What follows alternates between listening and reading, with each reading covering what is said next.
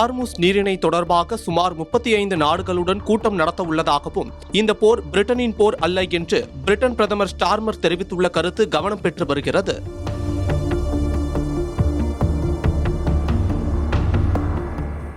ஈரானுக்கும் அமெரிக்காவுக்கும் இடையேயான போர் ஒரு மாதத்திற்கும் மேலாக நடைபெற்று வருகிறது. அமெரிக்காவின் தாக்குதலுக்கு பதிலடியாக வளைகுடாவில் உள்ள அமெரிக்க ராணுவ தளங்கள் மீது ஈரான் தாக்குதல் நடத்தி வருகிறது. இதனால் மத்திய கிழக்கில் பதற்றம் ஏற்பட்டுள்ளது.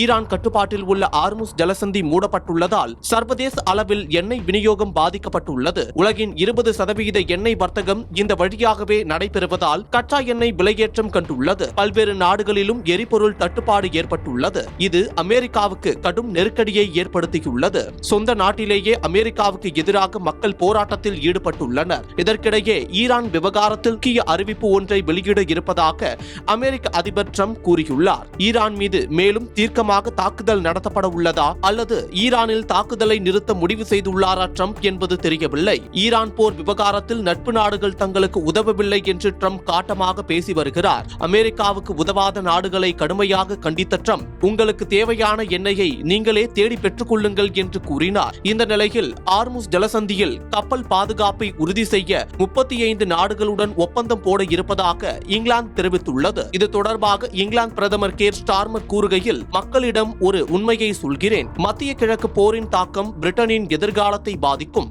மக்களிடம் உண்மையை சொல்லியே ஆக வேண்டும். இது எளிதாக இருக்காது. இந்த போர் பிரிட்டனின் போர் அல்ல. இதில் நாம் நிச்சயம் தலையிட மாட்டோம். போரில் இணைய அழுத்தங்கள் இருந்தாலும் தேசிய நலன் கருதியே முடிவெடுப்பேன். ஹார்முஸ் நீரிணை தொடர்பாக சுமார் 35 நாடுகளுடன் கூட்டம் நடத்த உள்ளோம். கப்பல் போக்குவரத்து சுதந்திரமாக இருக்க என்ன மாதிரியான நடவடிக்கைகள் எடுக்கலாம் என்பது பற்றி ஆய்வு செய்ய கூட்டம் நடைபெற இருக்கிறது என்று கூறினார். Britain, France, Germany, Italy, Japan, Netherlands உள்ளிட்ட நாடுகள் இதில் கையெழுத்திட உள்ளதாகவும் கூறினார். இந்த போரின் தாக்கம் 1970களில் ஏற்பட்ட எரிசக்தி விலை உயர்வை போன்ற நிலை உருவாக்கக்கூடும் என்றும் பிரிட்டிஷ் பிரதமர் தெரிவித்துள்ளார்.